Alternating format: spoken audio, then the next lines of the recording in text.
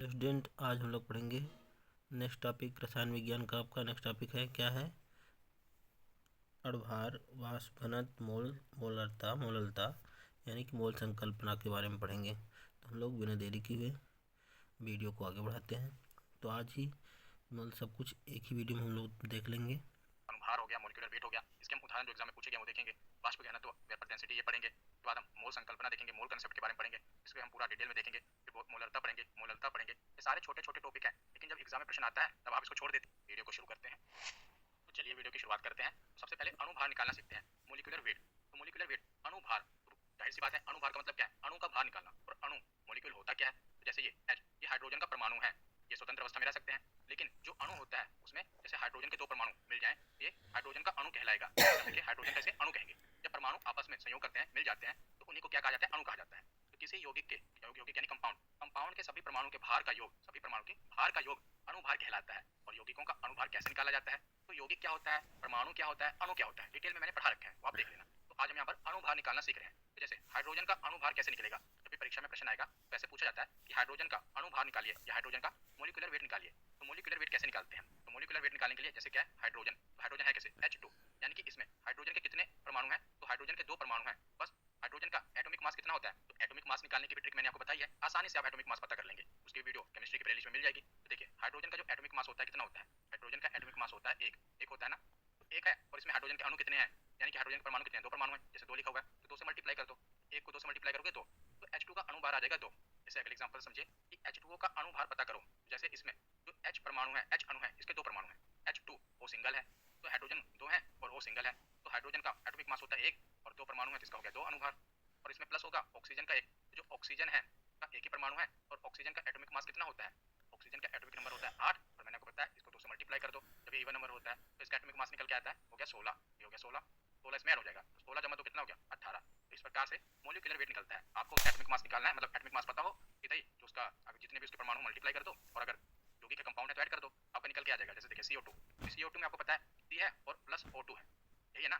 तो कार्बन का जो एटॉमिक मास होता है आपको पता है 12, और जो O2 है का मतलब होता है 16, लेकिन 2 है तो 16 दूनी हो जाएगा, तो 32। तो 32 और 12 कितने हो गए? 44 हो गए। ये इसका मोलिकुलर वेट आ जाएगा। जैसे अगला एग्जांपल देख लेते हैं, कैल्शियम कार्बोनेट का अणुभार निकालिए। तो कैल्शियम कार्बोनेट, इसमें क्या क्या है? कैल्शियम है, कार्बन है प्लस O3 है, तो इसका हमें अणुभार निकालना है। तो कैल्शियम 20 नंबर पर होता है, मतलब यानी कि एटॉमिक नंबर 20 है, और इसका एटॉमिक मास कितना होता है? 40। कार्बन का कितना होता है? कार्बन का होता है 12 और ऑक्सीजन का होता है 16, लेकिन 3 परमाणु है इसमें, 3 से मल्टीप्लाई हो जाएगा, तो 16 दिया कितना हो गया? 48। 48 और 12 कितने होते हैं? 48 तो 50 और 10 60, और 60 और 40 कितने होते हैं? 100। कैल्शियम कार्बोनेट का अणुभार कितना हो जाएगा? 100। तो आशा करता हूं आपको मोलिकुलर वेट निकालना आ गया। बस अणुभार निकालने के लिए आपको क्या पता होना चाहिए? एटॉमिक मास पता होना चाहिए, और जो एटॉमिक मास है ये मैंने आपको पहले पढ़ा रखे हैं, ट्रिक से बता रखा है कि कैसे इसे निकाल सकते हैं। तो आगे हम अणुभार से रिलेटेड कुछ और एग्जाम में क्वेश्चन पूछे जाते हैं, जैसे कि रेलवे में पूछा गया है। जितने भी मैंने इसमें क्वेश्चन कराए ना, तो किसी न किसी एग्जाम में ही पूछे गए हैं, ताकि आपको एग्जांपल जो भी प्रीवियस क्वेश्चन पूछे गए उसी के एग्जांपल से आपको समझा सकूं, और एग्जाम में पूछा ही गया है। तो कैल्शियम कार्बोनेट का अणुभार तथा उसमें कैल्शियम का प्रतिशत ज्ञात करें। पहले मैंने आपको मोलिकुलर वेट निकालना सिखाया, अभी एक स्टेप आगे है। इसमें क्या कहा गया है कि पहले तो आप इसका अणुभार निकालिए और इसके अणुभार में कैल्शियम का कितना प्रतिशत है वो आप बताइए, क्योंकि आप देखिए इसमें कैल्शियम भी है और O3 का कितना है? 48। टोटल कैल्शियम कार्बोनेट का अणुभार आएगा 100। तो अणुभार हमने निकाल लिया, अब इसमें कैल्शियम का प्रतिशत कैसे निकालेंगे? तो देखिए कैल्शियम का प्रतिशत निकालना है, जो जिसका प्रतिशत निकालना है उसका मोलिकुलर वेट ऊपर रख लीजिए। जैसे कैल्शियम का मोलिकुलर वेट कितना है? 40, तो उसके डिवाइड में हमें टोटल जो अणुभार है, टोटल कितना है? 100। यहाँ पर टाइपिंग मिस्टेक हो गई है, यहाँ पर 100 आएगा। टोटल जो भार है यहाँ पर आएगा, और प्रतिशत आपको पता ही है 100 से मल्टीप्लाई हो जाता है, तो कितना हो गया? कैल्शियम का प्रतिशत कितना हो गया? 40% हो गया। 40% हो गया ना, आसानी है ना। जैसे परीक्षा में यहाँ पर NH2CO NH2, इसका पहले अणुभार निकालना है, फिर इसमें नाइट्रोजन का प्रतिशत ज्ञात करना है। तो सबसे पहले देखिए NH2 में क्या क्या है, मैं तोड़ के यहाँ लिख देता हूँ। N है प्लस H2 है प्लस उसके बाद क्या है? कार्बन है प्लस क्या है? ऑक्सीजन है प्लस क्या है? नाइट्रोजन है, फिर क्या है? हाइड्रोजन है। इतना पहले आपको इसका मोलिकुलर वेट निकालना है, सबको तोड़कर आप लिख लेंगे, तभी तो आपको पता लगे ना कि इसका अलग अलग मोलिकुलर वेट कैसे है। एक चीज आप याद रखिएगा, आप कहेंगे कैसे पता चलेगा कि NH एक साथ नहीं है, N अलग है? तो देखिए हमेशा जब भी लिखा जाता है ना, कंपाउंड लिखा जाता है, कोई भी एलिमेंट लिखा जाता है, आप देखेंगे कि जो पीरियोडिक टेबल मैंने पढ़ाया हुआ है उसमें जैसे मान लीजिए C है, ये कैपिटल अक्षर में है, यानी कि बड़ी एबीसीडी में है, जो हम देसी भाषा में समझते हैं ना, बड़ी एबीसीडी छोटी एबीसीडी, तो बड़ी एबीसीडी में है ये। अगर इसके आगे छोटी एबीसीडी यानी कि स्मॉल कैरेक्टर में आएगा, स्मॉल अल्फाबेट में होगा, ये एक ही होगा हमेशा। अगर एक कैपिटल अल्फाबेट है उसके साथ स्मॉल अल्फाबेट आएगा तब ये एक है, लेकिन अगर दो अलग अलग है, मतलब कि ये भी कैपिटल में है और ये भी कैपिटल में है, तो दोनों अलग अलग होंगे, दोनों अलग अलग एलिमेंट होंगे। आप समझ गए ना। जैसे ये कार्बन है, ये मतलब कि कैपिटल अल्फाबेट में है, ये कार्बन है, ये हम समझ गए कि एक एलिमेंट है। इसके आगे अगर ऐसे H आ गया, ये भी हाइड्रोजन है, क्योंकि ये मतलब ये CH एक साथ नहीं होगा क्योंकि ये भी कैपिटल में है, लेकिन C के साथ अगर स्मॉल में कोई आ जाए ये एक ही होगा, क्लोरीन हो जाएगा। समझ गए आप ना। जैसे आप देखिए यहाँ पर N है, फिर H भी कैपिटल में है, ये अलग अलग होंगे। इसी प्रकार पहले हाइड्रोजन, और हाइड्रोजन के दो परमाणु हैं, तो हाइड्रोजन का एटॉमिक मास होता है 1 और 2 से मल्टीप्लाई कर दो, कितना हो गया? 2, इसका आ गया 2। उसके बाद है कार्बन, कार्बन का एटॉमिक मास कितना होता है 12 होता है, इसका एटॉमिक नंबर होता है 6 और 2 से मल्टीप्लाई कर दो 12। ऑक्सीजन का एटॉमिक नंबर होता है 8, 2 से मल्टीप्लाई कर दो 16, इसका एटॉमिक मास हो गया 16। और फिर नाइट्रोजन है, नाइट्रोजन का कितना होता है 14, हाइड्रोजन है 2, मतलब कि 2 परमाणु है, कितना हो गया तो टोटल कितना आ गया 60। तो 60 इसका मोलिकुलर वेट आ गया पूरा टोटल इस यूरिया का। अब इसमें n का प्रतिशत निकालना है हमें, तो n का प्रतिशत यानी कि नाइट्रोजन का प्रतिशत। तो आप देखेंगे कि एक ये नाइट्रोजन है और एक ये नाइट्रोजन है, दो नाइट्रोजन है ना, नाइट्रोजन का प्रतिशत निकालना है यानी कि 14 प्लस 14, तो टोटल नाइट्रोजन कितना है 28 और टोटल मोलिकुलर वेट कितना है 60 और इसका प्रतिशत निकाल दीजिए तो आसानी से निकल आ जाएगा। पहले हमने मोलिकुलर वेट सीखा, उसके बाद हमने मोलिकुलर वेट में कोई प्रतिशत निकालना है वो कैसे निकालते हैं वो सीखा। अब आगे एक स्टेप और आगे बढ़ते हैं, इसमें क्या ये भी आसान है बस थोड़ी लैंग्वेज चेंज है कि 60 ग्राम कार्बन को ऑक्सीजन की उपस्थिति में जलाने पर कितनी मात्रा में कार्बन डाइऑक्साइड निकलेगी, ये उन्होंने पूछा है कि अगर हम 60 ग्राम कार्बन को O2 की उपस्थिति में जलाएं तो कितनी मात्रा में CO2 निकलेगी। तो निकालना क्या हमें CO2 मतलब कि कार्बन प्लस ऑक्सीजन, इसी से बनता है ना CO2, कार्बन प्लस ऑक्सीजन से यानी कि कार्बन डाइऑक्साइड हो गई। तो देखिए हमें यहाँ पर निकालना क्या है कि 60 ग्राम कार्बन को ऑक्सीजन की उपस्थिति में जलाने पर कितनी मात्रा में कार्बन डाइऑक्साइड निकलेगा, तो हमें 60 ग्राम में बताना है। तो हमें अगर पता हो कि 1 ग्राम में कितनी कार्बन डाइऑक्साइड निकलेगी तो हम 60 ग्राम में पता कर लेंगे कि नहीं। जैसे हमें किसी भी चीज का एक क्वांटिटी का पता हो तो जितनी भी क्वांटिटी हो उसे मल्टीप्लाई करके निकाल सकते हैं ना। तो पहले हमें 1 ग्राम का पता करना है कि 1 ग्राम कार्बन में 1 ग्राम कार्बन को जलाने पर कितना कार्बन डाइऑक्साइड निकलेगी। देखिए हमें यहाँ पर ये पता चला जो 44 ग्राम आया ये कैसे आया। देखिए 12 ग्राम कार्बन को अगर ऑक्सीजन की उपस्थिति में हमने जलाया तो 44 ग्राम क्या मिला CO2 मिला, मिला कि नहीं। 12 ग्राम कार्बन को हमने जब ऑक्सीजन की उपस्थिति में जलाया तो 44 ग्राम हमें क्या मिला CO2 मिला। कह सकते हैं कि 12 ग्राम जो है 12 ग्राम क्या कार्बन जो है 44 ग्राम CO2 के बराबर है। तो 1 ग्राम कार्बन जो होगा कितने के बराबर होगा तो 44 को हम 12 से डिवाइड कर देंगे, इसके बराबर होगा 1 ग्राम। अगर हम कार्बन को जलाएंगे ना तो 44 डिवाइड बाय 12 इतने ग्राम क्या निकलेगा CO2 निकलेगा। और हमें पता कितना करना है तो 60 ग्राम का हमें पता करना है। कैसे होगा 60 को मल्टीप्लाई कर देंगे 44 बटे 12 से, तो 12 बटे 60 होता है, 5 को 44 से मल्टीप्लाई करो तो 220 ग्राम आ गया। समझ आया आपको, आसान है। देखिए कैसे 60 ग्राम कार्बन को, और ये रेलवे का फेवरेट क्वेश्चन है, ये एनटीपीसी में पूछा गया है और ग्रुप डी में भी कई बार पूछा गया है कि 60 ग्राम कार्बन को ऑक्सीजन की उपस्थिति में जलाने पर कितनी मात्रा में CO2 निकलेगी। तो कार्बन को ऑक्सीजन की उपस्थिति में जला रहे हैं तो क्या निकलेगा CO2 प्राप्त होगी। तो कार्बन का जो मोलिकुलर वेट है 12 है, ऑक्सीजन का 32, तो अगर हम 12 ग्राम कार्बन को ऑक्सीजन की उपस्थिति में यानी कि 32 ग्राम ऑक्सीजन आ रही है ऑक्सीजन की उपस्थिति में जलते हैं और वाष्प घनत्व देखते हैं, वाष्प घनत्व यानी कि वेपर डेंसिटी, तो वेपर डेंसिटी से भी प्रश्न पूछा जाता है और आसान है। तो एक ही नंबर का क्वेश्चन आता है। तो देखिए अणुभार और वाष्प घनत्व में क्या संबंध है। तो जो अणुभार होता है ना अगर हमें वाष्प घनत्व दिया हो तो 2 से मल्टीप्लाई कर दो तो अणुभार निकल के आ जाता है, यानी कि वाष्प घनत्व को अगर हम 2 से मल्टीप्लाई कर दें तो अणुभार निकल के आ जाता है। तो कोई अणुभार अगर हमें निकालना हो वाष्प घनत्व दिया हो तब भी हम निकाल सकते हैं, या अणुभार दिया हो वाष्प घनत्व निकालना हो तब भी हम निकाल सकते हैं, दोनों निकाल सकते हैं। चाहे वाष्प घनत्व दिया हो तो अणुभार निकाल लो, अणुभार दिया हो तो वाष्प घनत्व निकाल लो। अगर हमें वाष्प घनत्व दिया हुआ है तो अणुभार कैसे निकालेंगे, सिंपल है। अगर वाष्प घनत्व दिया हुआ है वेपर डेंसिटी दिया है तो जो अणुभार है वो कैसे निकालेंगे, तो अणुभार ऊपर रहेगा डिवाइड बाय 2 हो जाएगा, तो 2 से डिवाइड कर दो। जैसे वाष्प घनत्व यहाँ से 2 से मल्टीप्लाई हो रहा है तो अणुभार आ रहा है, तो हमें अगर वाष्प घनत्व पता करना हो तो यहाँ से मल्टीप्लाई हो रहा है, आपको पता है इक्वल टू की तरह डिवाइड में रहता है, तो अणुभार डिवाइड बाय 2 हो जाएगा, तो हमें वाष्प घनत्व पता कर लेंगे। आपको बस इतना याद रखना है कि जो अणुभार है ना बस यही आपको पता करना है, सब निकल जाएगा। तो 2 से मल्टीप्लाई करो वाष्प घनत्व से, ये इक्वेशन आपको ये पता होना चाहिए बस। जैसे क्या है कि किसी यौगिक का वाष्प घनत्व 22 है तो इसका अणुभार ज्ञात करें। क्या बताया गया इसमें, वाष्प घनत्व बताया गया 22, तो यहाँ पर सीधा लिख दीजिए 22। पता क्या करना है हमें, तो अणुभार पता करना है, वो तो है 2 से मल्टीप्लाई होगा तो 44 आ गया कि नहीं, 44 इसका क्या हो जाएगा अणुभार हो जाएगा। अब देखिए हाइड्रोक्लोरिक अम्ल जो HCl होता है हाइड्रोक्लोरिक एसिड, इसका वाष्प घनत्व ज्ञात करें। तो सबसे पहले तो यहाँ पर हमें वाष्प घनत्व दिया हुआ था, यहाँ पर क्या बताया कि HCl का वाष्प घनत्व ज्ञात करें। तो HCl का सबसे पहले हमें क्या ज्ञात करना है वाष्प घनत्व, फिर से ये लिख लीजिए। देखिए सबसे पहले मुझे कुछ नहीं पता, सबसे पहले मैं ये लिख लूंगा कि अणुभार जो होता है ये 2 गुना वाष्प घनत्व होता है। जैसे मैंने वाष्प घनत्व का सम देखा ना, सबसे पहले मैं ये लिख लूंगा चाहे जो भी क्वेश्चन आए। अब देखिए क्या है हाइड्रोक्लोरिक एसिड का वाष्प घनत्व ज्ञात करें, फिर इसमें मुझे 2 पता है कि 2 से कुछ मल्टीप्लाई होगा वाष्प घनत्व और अणुभार इधर है। अब यहाँ पर कुछ भी बाकी दिया नहीं गया है, तो सबसे पहले मैं क्या करूंगा इसमें से एक चीज तो निकाल सकता हूँ ना, अणुभार तो मैं निकाल ही सकता हूँ HCl का, वाष्प घनत्व तो बाद में देख लेंगे क्योंकि वाष्प घनत्व या तो दिया होगा या तो निकालना होगा। जैसे इसमें दिया हुआ था तो हमने पुट कर दिया, लेकिन यहाँ पर HCl दिया हुआ है इसका अणुभार तो निकाल सकते हैं। तो हाइड्रोजन का अणुभार होता है 1 और जो क्लोरीन होता है आपको पता है 35.5 होता है, तो 36.5 इसका क्या आ जाएगा अणुभार आ जाएगा। मैंने यहाँ पर लिख दिया छटना चाहिए, बाकी आप आसानी से सोल्व कर लेंगे। मुझे कुछ नहीं पता कि यहाँ पर क्या करना है, तो डिवाइड करना है क्या करना है, बस मैंने जो दिया है वहाँ पर पुट कर दिया, आंसर आ गया। तो वाष्प घनत्व निकालना आपको आ गया ना। अब इसके बाद हम मोल देखते हैं कि मोल क्या होता है। देखिए मोल एक संख्या है जो किसी पदार्थ में उपस्थित परमाणुओं अणुओं तथा आयनों की निश्चित संख्या को व्यक्त करता है। ऐसे समझिए कि किसी भी पदार्थ के 1 मोल में परमाणु कितने परमाणु हैं या कितने अणु हैं या कितने आयनों की संख्या है, ये हम मोल से पता करते हैं। और जो 1 मोल होता है ये एक एवोगाड्रो संख्या का मान होता है 6.022 गुना 10 की पावर 23, ये आपको याद करना पड़ेगा। एवोगाड्रो नंबर 6.022 गुना 10 की पावर 23, 1 मोल कितने के बराबर होता है, 1 मोल 6.022 गुना 10 की पावर 23 के बराबर होता है। तो ये देखिए जो नंबर है ना, ये नंबर आपको ऐसे लग रहा होगा कि क्या नंबर है, आप इसको ऐसे समझिए। देखिए जैसे हम केले लेने जाते हैं तो हम केले कैसे लेकर आते हैं, वो 1 मोल है तो कितने के बराबर होगा 2 मोल है तो 2 एवोगाड्रो संख्या हो जाएगी, 2 से मल्टीप्लाई हो जाएगा। इससे हमें उसके अणुओं के बारे में पता चल जाएगा। तो आप ऐसे ही पता कर सकते हो। जैसे देखिए अगर हम 1 गिलास पानी लें, 1 गिलास पानी मान लीजिए 250 ml में पानी है, और आपको पता है कि जो पानी होता है ये H2O यानी कि इसके अणुओं से बना होता है ना, हाइड्रोजन और ऑक्सीजन, इसी से मिलकर क्या बना होता है अपना जल बना होता है। तो इसमें जो H2O के अणु होते हैं, पानी क्या है, H2O के अणु से मिलकर बना है, H2H2O इसी से मिलकर क्या बना है, हमारा पानी बना है। तो हम वैसे तो इसको 250 ml मान रहे हैं कि पूरा जो पानी है इसका जो वेट करें तो 250 ml है, लेकिन आपको पता है ये बना किससे है। अगर उसको हम और जूम करके और अंदर गहराई में जाए तो आपको पता है कि ये H2O के अणुओं से बना है। ये एवोगाड्रो संख्या क्या बताता है, ये जो अणु है ना इनकी संख्या को बताता है। 250 ml तो उसके हम समझ गए कि हाँ इसका इतना वेट है, लेकिन हम अगर और गहराई में जाए केमिस्ट्री में तो हमें पता है ये जो पानी कुछ नहीं है, ये H2O अणुओं से मिलकर बना है। तो एवोगाड्रो संख्या इन अणुओं की संख्या को बताएगा। और हैरानी नहीं है अगर आप इन्हें, अगर 250 ml जो पानी है ना, अगर आप चाहें कि इसके H2O को हम अपने हाथों से गिनती करें कि एक एक करके गिनना शुरू करें, तो आप ऐसा समझिए कि 250 ml पानी के अगर आप अणु गिनना शुरू करेंगे ना, आज गिनना शुरू करेंगे तो आपको 19 करोड़ साल लग जाएंगे 19 करोड़ साल सिर्फ 250 ml पानी का। अगर आप एक एक करके गिनना शुरू करें कि मैं 250 ml पानी का H2O के जितने भी अणु गिनूंगा, तो मोल होता है, इसका फॉर्मूला क्या है कि हम मोल निकालते कैसे हैं। तो सबसे पहले हमें जो पदार्थ का द्रव्यमान है, जो द्रव्यमान जैसे यहाँ पर 250 ml था, ऐसे पदार्थ का कुछ द्रव्यमान दिया होगा, उसका वेट दिया होगा। वेट और द्रव्यमान में थोड़ा सा अंतर होता है, लेकिन आप आम भाषा में ये समझे कि इसका जो वेट होता है पदार्थ का वेट और डिवाइड कर देना है अणुभार से, तो हमारा मोल निकल कर आ जाएगा। आप समझ गए, जैसे हम निकाल कर देखते हैं। जैसे पहला प्रश्न क्या है कि 88 ग्राम CO2 में कितने मोल होंगे। तो यहाँ पर क्या पूछा गया है कि 88 ग्राम कार्बन डाइऑक्साइड है, इसमें कितने मोल होंगे, अब आपको बताना है। तो सबसे पहले आपको पता है इसका फॉर्मूला क्या है, पदार्थ का दिया गया द्रव्यमान और उसको डिवाइड करना है अणुभार से। तो सबसे पहले हमें देखना है कि द्रव्यमान कितना है। तो यहाँ पर 88 ग्राम बताया गया है और आ गया 88 ग्राम द्रव्यमान है, तो डिवाइड करना है अणुभार से। तो CO2 है, इसका अणुभार निकालना है, यानी कि C+O2। तो कार्बन का कितना होता है, कार्बन को आपको पता ही है 12 होता है ना, और O2 का कितना होता है, कितनी बार निकाल चुके हैं, 32 होता है। तो 32 और 12 कितने हो गए, 44 हो गए, डिवाइड बाय 44, तो 2 मोल आ गया। तो हमने मोल निकाल लिया कि 2 मोल। अगर इसमें हम एवोगाड्रो संख्या से मल्टीप्लाई करते हैं तो पूरा में डिटेल में अणु पता लग जाएंगे।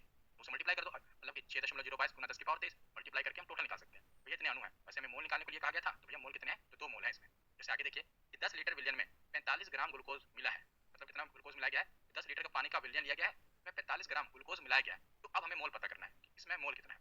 देखिए यहाँ पर आप ध्यान से देखिए, यहाँ 10 लीटर विलियन और 45 ग्राम ग्लूकोज, तो आपको विलियन नहीं लेना, विलियन मतलब कि घोल नहीं लेना, द्रव्यमान लेना है। इसमें जो ग्लूकोज मिलाया गया वो कितना मिलाया गया है, तो 45 ग्राम ग्लूकोज मिलाया गया है। तो 45 और ग्लूकोज का फॉर्मूला क्या होता है आपको पता ही है, C6H12O6, बहुत ही फेमस है, बहुत बार पूछा भी गया है, याद होना चाहिए। ग्लूकोज का फॉर्मूला है, इसका आप अणुभार निकाल लीजिए। तो कार्बन कितने 6 परमाणु हैं, तो 72 हो गया। उसके बाद हाइड्रोजन के 12 आ गए। उसके बाद ऑक्सीजन का आपको पता ही है कि 16 होता है, तो 16 को 6 से मल्टीप्लाई कर दो, 16 6 96, तो O6 हो गया। टोटल हो गया 180 और ऊपर क्या आया, द्रव्यमान आया। तो 1/4 इसको आगे भी सोल्व कर लीजिए, 0.25। तो हमें सबसे पहले जो पदार्थ का द्रव्यमान है वो देखना है, डिवाइड कर देना अणुभार से। मैंने ये 2 क्वेश्चन क्यों लिए, इसके मैं 10 क्वेश्चन इसके भी करा सकता हूँ, 10 इसके भी करा सकता हूँ, लेकिन उसका कोई फायदा नहीं है। मैंने एक आपको करा दिया, बस आपको तरीका पता चल गया, अब आप सोल्व कर लेंगे। ये दोनों मैंने इसलिए करा दिए क्योंकि यहाँ पर थोड़ा आपको कंफ्यूजन हो सकती थी कि 10 लीटर लें या 45 ग्राम लें। तो हमेशा जो द्रव्यमान है वो लेना है, ग्राम वाला या किलोग्राम मिलीग्राम, समझ गया, ये लेना है आपको, बिलियन नहीं लेना। मुझे ग्लूकोज बोला गया उसका जो द्रव्यमान है वो लेना है। तो मैंने दोनों प्रश्न करा दिए। उसके बाद आगे चलते हैं। जो मोल है ना, ये पदार्थ की मात्रा को दिखाता है। जैसे कि हमें पता किया कि जो पदार्थ की मात्रा का SI यूनिट है मोल। तो मोल ज्ञात करने की 3 विधियां हैं। पहली तो मैंने आपको बता दी कि पदार्थ का दिया गया द्रव्यमान डिवाइड करना अणुभार से। दूसरा क्या है कि जो 1 मोल होता है ना, ये 22.4 लीटर के बराबर होता है। याद रखिएगा कि 1 मोल कितने के बराबर होता है, तो 22.4 लीटर के बराबर होता है। और एवोगाड्रो संख्या में देखा जाए तो 1 मोल कितने के बराबर होता है, एक एवोगाड्रो संख्या समझ लीजिए 6.022 गुना 10 की पावर 23 के बराबर होता है 1 मोल। जैसे इसके कैसे क्वेश्चन पूछे जाते हैं, देखिए पहला क्वेश्चन है कि 8 ग्राम O2 गैस का आयतन, ये नॉर्मल टेंपरेचर है, इसका मतलब होता है नॉर्मल टेंपरेचर पर क्या होगा। तो देखिए 8 ग्राम क्या है, O2 है, इसका आयतन क्या होगा, आयतन पूछा गया यानी वॉल्यूम पूछा गया है।